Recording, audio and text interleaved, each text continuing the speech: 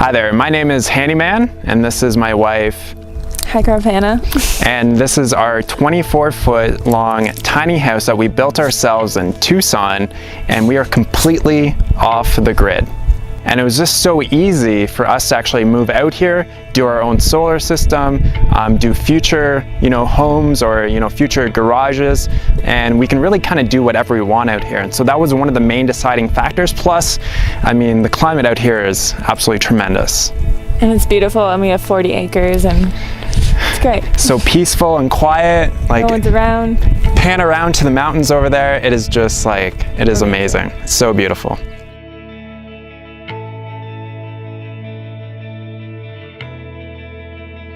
So some of the most important statistics that a lot of people want to know about our tiny house is how much it cost, how long it took to build. So we actually built it in a friend's backyard in Tucson.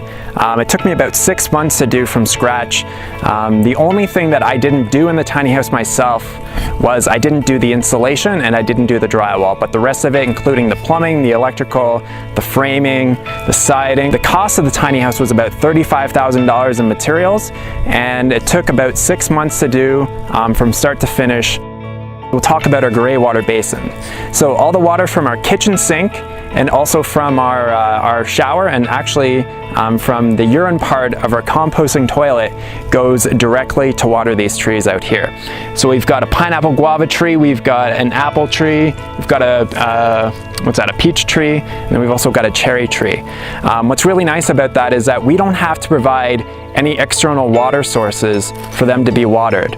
So we live completely on rainwater out here, so every drop of water counts, and it's so beneficial to be able to take the water that it's going to typically go into a septic system or a city sewer system, and instead of it doing that, we can use it to go and water trees directly, so that definitely cuts down on our water bill. These trees should start producing fruit, I would say next year. So this season we actually just planted them, so just because of the transplant and the shock that they have, they might not produce fruit this year. But our mulberry tree over here, which is watered exclusively just by our washing machine in the shed here. So the most important thing that you want to know if you're going to be using your gray water to, water fruit trees, for example, is that you have to use the right soap. Dr. Bronner's, you can use it for pretty well everything, and then you can just use it as like a normal body wash as well. One of the things being out here that I'm definitely most proud of is our solar system. So I actually worked as an electrician for 5 years, so wiring up the solar system wasn't necessarily that difficult for me, but the fact that we're totally off-grid with electricity is just something I just absolutely love. We didn't buy used batteries or anything like that. We actually used recycled batteries that came from a fully electric smart car. We've got our charge controller, we've got our inverter, and then these are the Tesla battery modules. So it's actually pretty cool that I actually ripped the module apart that these all came in, that actually came from a smart car. So I absolutely love this. This is clean, silent, green energy. This provides all of our energy needs for us. I've got a lot of really great YouTube videos on my channel that kind of goes over, actually I documented most of the installation of this. So definitely getting that really good source of information, especially from YouTube, you can really set yourself up for having a very successful system.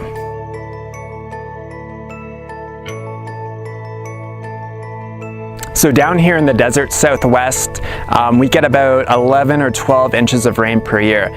It is definitely possible to live entirely on rainwater. So our rain roof, which I'm going to show you in a few moments, it will capture between 18,000 to 22,000 gallons of water per year. But we get almost half of our rainfall in 3 weeks during the monsoon season. So we want to capture and harvest as much of that water and hold on to it. And so that's why having so many tanks is so important out here. Right now we've been running on rainwater for just about over a year now, and it's doing real nice.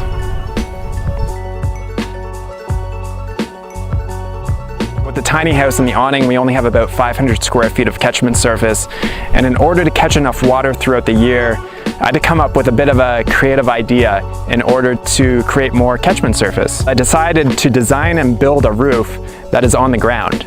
So this roof here, it's about, I think, 72 feet long by about 40 feet tall, so it's just over 2,800 square feet. So with being in the desert and living on rainwater, something else that we obviously want to do is we want to do a lot of gardening.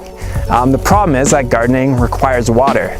So what we've actually done here is, instead of using a standard drip irrigation method for watering our plants, we actually use clay pots. So what these are referred to are oyas.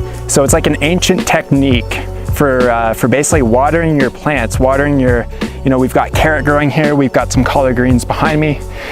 It's an ancient technique to basically minimize how much water actually goes in the garden. So one of the things that I talk to people a lot about, when they're deciding if they want to build a tiny house or not, is to not only think about the space on the inside, is you want to also think about the space outside as well. So the climate that you live in, I think, can really make a big difference on whether or not you're going to enjoy living in a tiny house. It's 300 square feet out here. So we can have friends out here, I can set up the lights. It's a really nice, comfortable place to sit outside during the evening.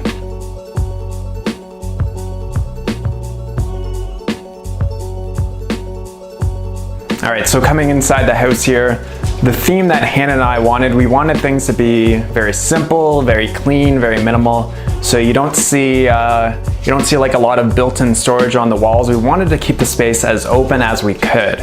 I actually designed it myself in SketchUp. Our design is definitely very unique, and you don't see a breakfast bar very often in a tiny house. And the reason why we had a breakfast bar is because of my wife's YouTube channel. Her channel is all about plant-based recipes and weight loss. We wanted to create a really nice place for her to be able to record her videos.